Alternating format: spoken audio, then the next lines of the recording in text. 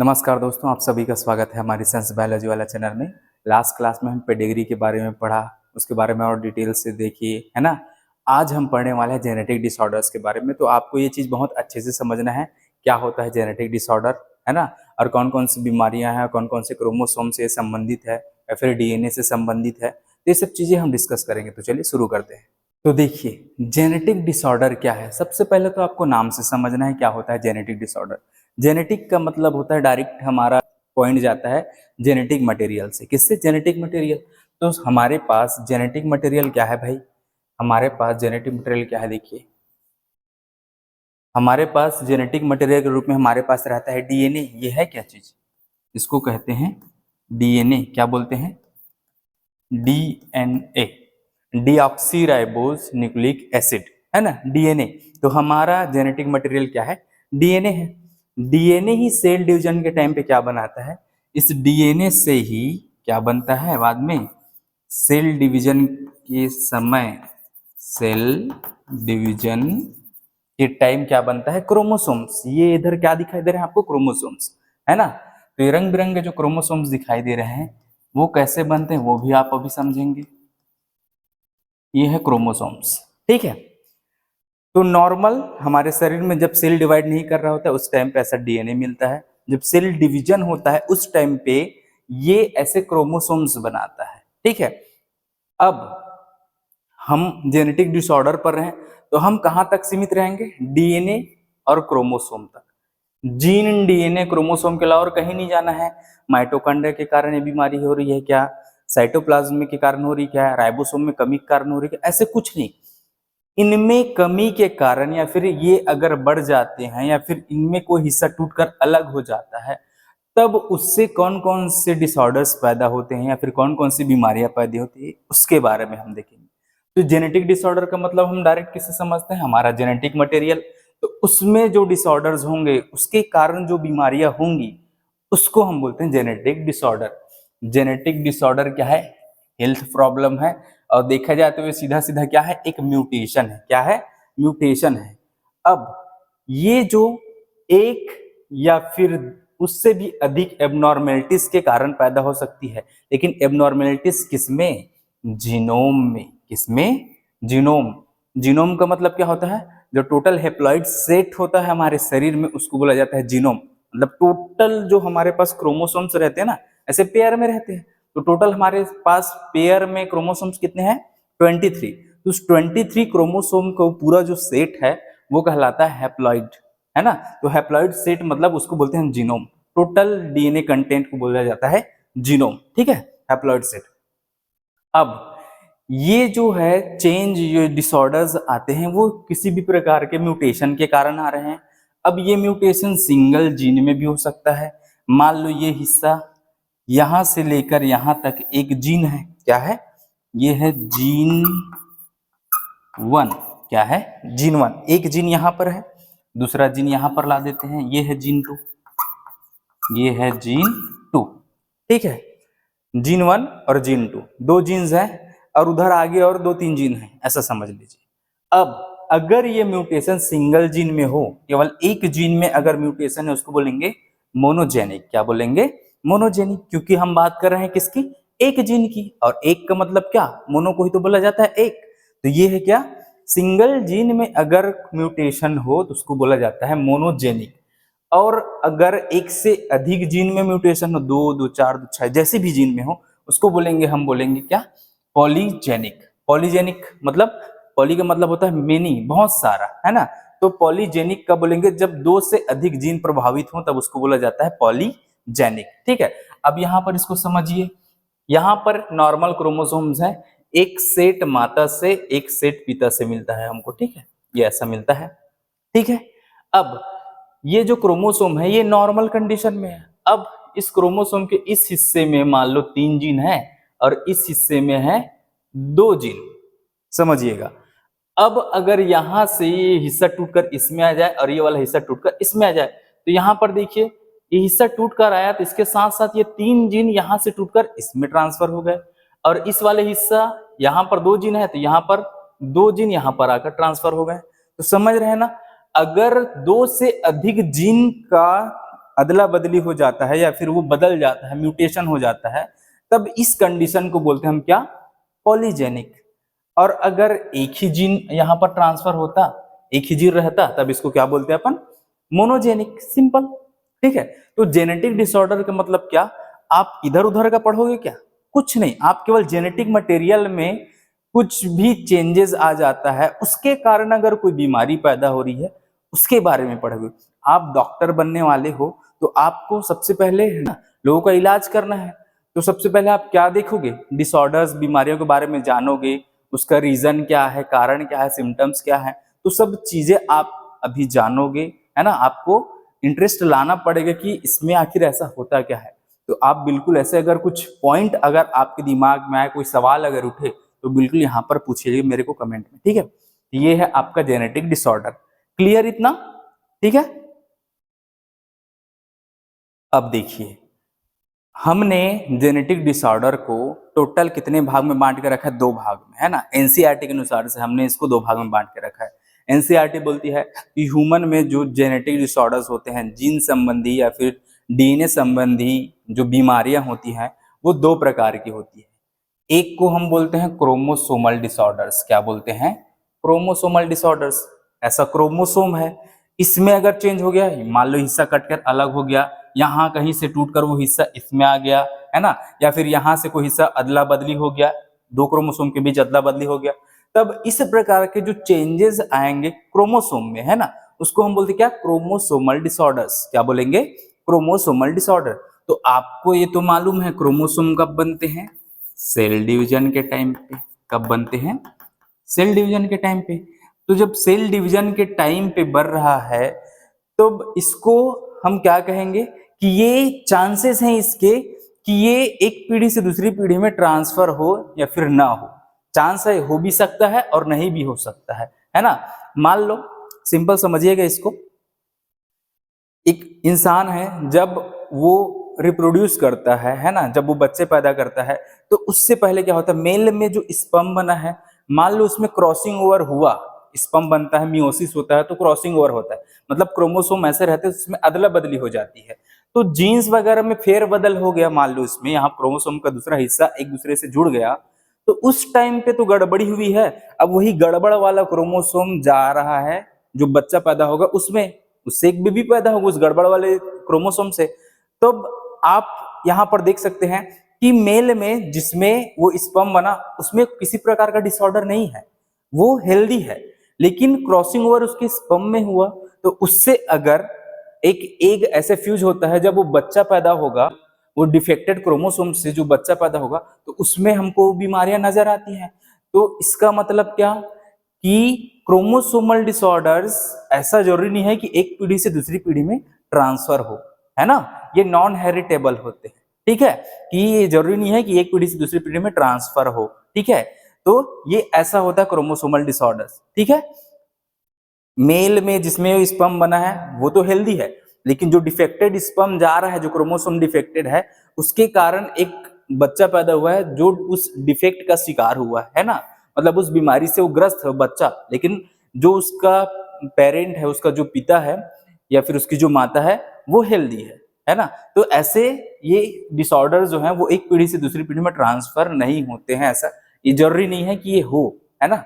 तो देखिए क्या होता है, क्रोमोसोमल डिसऑर्डर्स होते हैं अब्सेंस या फिर एक्सेस या फिर एबनॉर्मल क्रोमोसोम्स के कारण, है ना।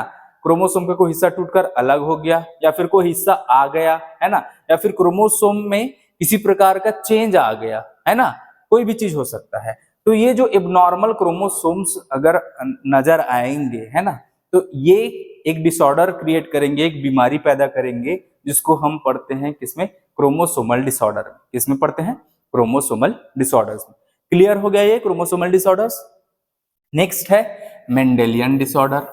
अब मेंडेलियन डिसऑर्डर इसको क्यों बोल रहे हैं, जैसे मेंडल ने बताया था कि कैरेक्टर्स एक पीढ़ी से दूसरी पीढ़ी में ट्रांसफर होते हैं, वैसे ही यहाँ पर जो जीन है, यहाँ पर हम बात करें सिंगल जीन में अगर म्यूटेशन होता है, तो जीन का सीधा सीधा संबंध होता है किससे, कैरेक्टर से।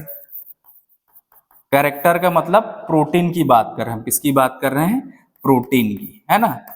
जीन है जिससे प्रोटीन बनता है ना, जिनसे क्या होता है, बाद में प्रोटीन के लिए कोड रहते हैं जीन में, तो उसी से बाद में प्रोटीन बनता है, तब कैरेक्टर प्रभावित होता है। अब यही क्या है, एक पीढ़ी से दूसरी पीढ़ी में ट्रांसफर होते जाता है ना, ये जीन ही जो है वो एक पीढ़ी से दूसरी पीढ़ी में ट्रांसफर होता है। तो मान लो इसमें गड़बड़ी हो गई है ना, जीन में ही गड़बड़ है, तो ये एक इस पीढ़ी में तो डिफेक्ट है, लेकिन वो अगली पीढ़ी में भी जाएगा और उसके बाद उससे भी अगली पीढ़ी में जाएगा। तो इस प्रकार के जो डिसऑर्डर जो एक पीढ़ी से दूसरी पीढ़ी में ट्रांसफर होते हैं, इसको बोला गया है मेंडेलियन डिसऑर्डर। क्या बोला गया है? Mendelian disorders. इसमें हम बात करते हैं अल्टरेशन जो म्यूटेशन के रूप में सिंगल जीन में, इसमें जीन में ये डीएनए है, इसमें हर हिस्सा जीन नहीं होता, कोई एक स्पेशल हिस्सा जहां से प्रोटीन बनता है उसको हम बोलते हैं जीन। मतलब यहाँ पर वो कोड है जो बाद में प्रोटीन बना सकते हैं, ऐसा। ठीक है, समझ गए? सिंपल। आपने ह्यूमन जेनेटिक डिसऑर्डर को कितने भाग में बांटा? दो भाग में। कितने भाग में? दो भाग में। एक है क्रोमोसोमल डिसऑर्डर्स जो सेल डिवीजन के टाइम पर आपको दिखाई देगा, है ना, इस टाइम पे ही ये इस प्रकार के डिसऑर्डर पैदा होंगे जब क्रोमोसोम बनता है उस टाइम पे। दूसरा है मेंडेलियन डिसऑर्डर, ये एक पीढ़ी से दूसरी पीढ़ी में ट्रांसफर होता है। अगर डिफेक्टेड जीन है, डिफेक्टेड हिस्सा है डीएनए का, तो वो एक पीढ़ी से दूसरी पीढ़ी में ट्रांसफर होता है, तो इसको बोलते हैं मेंडेलियन डिसऑर्डर। ये एक पीढ़ी से दूसरी पीढ़ी में ट्रांसफर नहीं होता। क्लियर? कॉन्सेप्ट एकदम क्लियर होना चाहिए, एकदम क्लियर। ठीक है, नेक्स्ट देखते हैं क्या, क्रोमोसोमल डिसऑर्डर्स को। सबसे पहले शुरुआत करते हैं अपन क्रोमोसोमल डिसऑर्डर से। किससे शुरुआत कर रहे हैं? Chromosomal disorders. क्या होता है भैया क्रोमोसोमल डिसऑर्डर? क्या ये मूंगफली है? नहीं, है ना। देखिए क्रोमोसोमल डिसऑर्डर क्या है कि क्रोमोसोमल डिसऑर्डर में हम क्रोमोसोम की बात करेंगे, तो यहाँ पर है आपके पास टोटल क्रोमोसोम्स जो ह्यूमन में पाए जाते हैं। ह्यूमन में कितने क्रोमोसोम है? 23 पेयर्स, 23। ये मेल के लिए है और ये फीमेल के लिए एक्स्ट्रा जो 6 क्रोमोसोम रहते हैं ना, उसको हमने अलग कर दिया। ठीक है, फीमेल में 2 एक्स क्रोमोसोम और मेल में 1 एक्स और 1 वाई क्रोमोसोम। बाकी 1 से लेकर 22 तक जो क्रोमोसोम है वो क्या रहेंगे? सेम। मेल में भी यही रहेगा, फीमेल में भी यही रहेगा। केवल 6 क्रोमोसोम है जिसमें हम अंतर निकालते हैं इसमें, बाकी 1 से लेकर 22 तक क्रोमोसोम क्या है? एकदम सेम। तो इसी को 1 से लेकर इस 22 तक के क्रोमोसोम को, 1 से लेकर के ये जो 22वां क्रोमोसोम है, यहां तक के क्रोमोसोम को बोला जाता है ऑटोसोम्स। क्या बोला जाता है? ऑटोसोम्स। ऑटोसोम्स। ठीक है, अब यहां पर अगर कुछ भी गड़बड़ी होता है तो यहां पर मेल और फीमेल में कोई अंतर नहीं है, तो यहां पर ना बराबर टाइप का बीमारी फैलता है। ऑटोसोम्स में जो बीमारियां फैलती है ना, इसके कारण 1 से लेकर 22 तक में किसी भी में डिफेक्ट आए तो मेल में भी वो बराबर टाइप का ही फैलेगा, फीमेल में भी बराबर टाइप का फैलेगा, है ना। मेल और फीमेल में बराबर,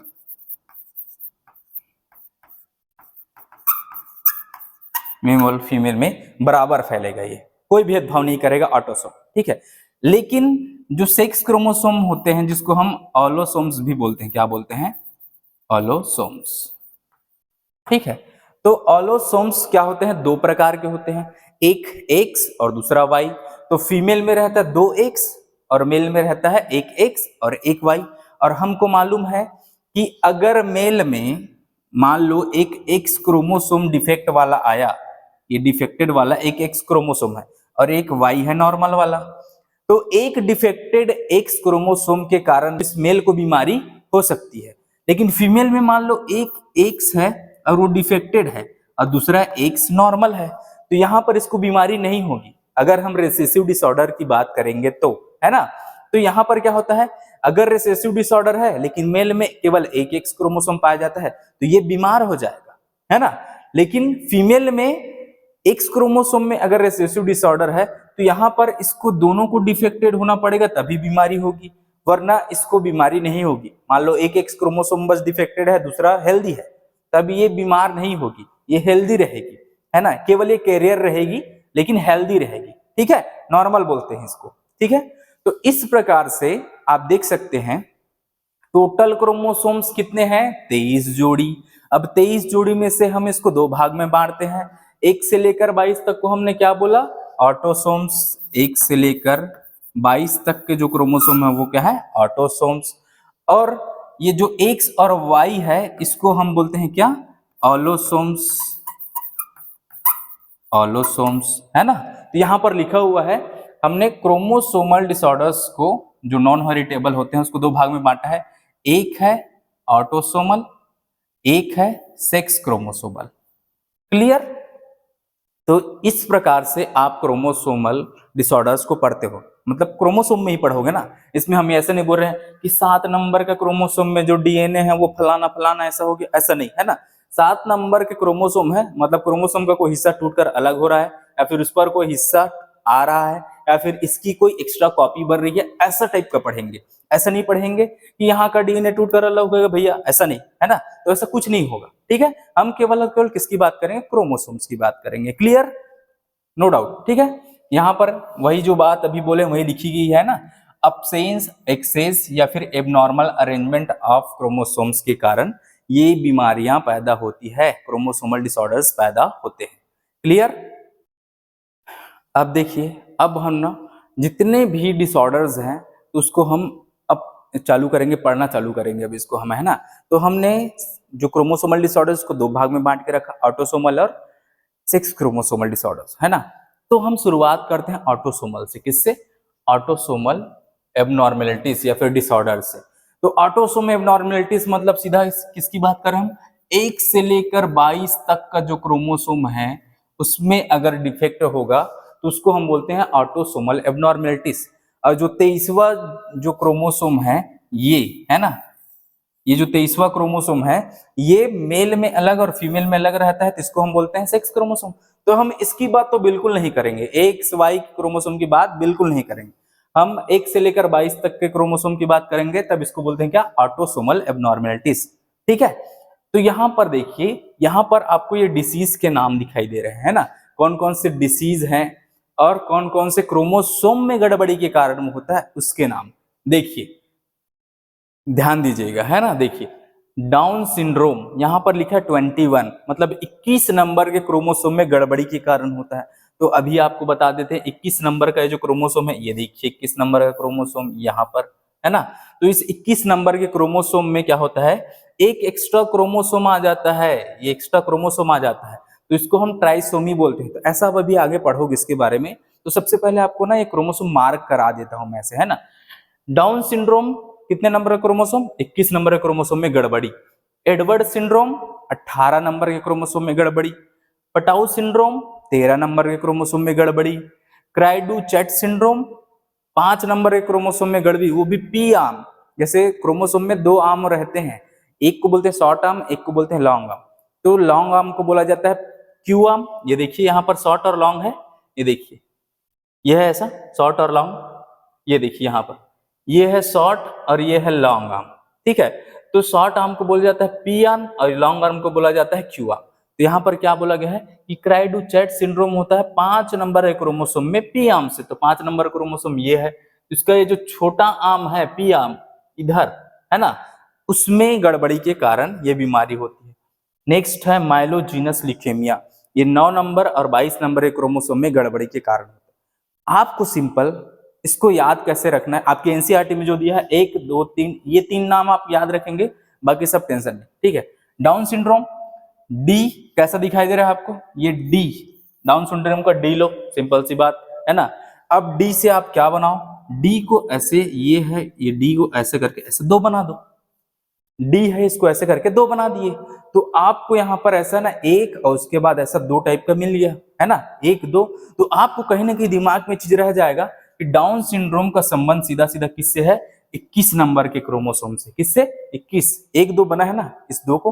तो डी से आप ऐसे 18 में 13 में नहीं जाओगे, आप सीधा सीधा 21 मतलब 2 वाले में ही आओगे, ठीक है। तो ये हो गया आपके लिए याद डाउन सिंड्रोम। क्लियर? नेक्स्ट है एडवर्ड सिंड्रोम। तो एडवर्ड सिंड्रोम ये ई है ना। एडवर्ड सिंड्रोम में क्या है? ई है पहला अक्षर। तो ई को आप ऐसे 8 बना लो भाई, ये 8, ये बन गया 8, ई बन गया 8।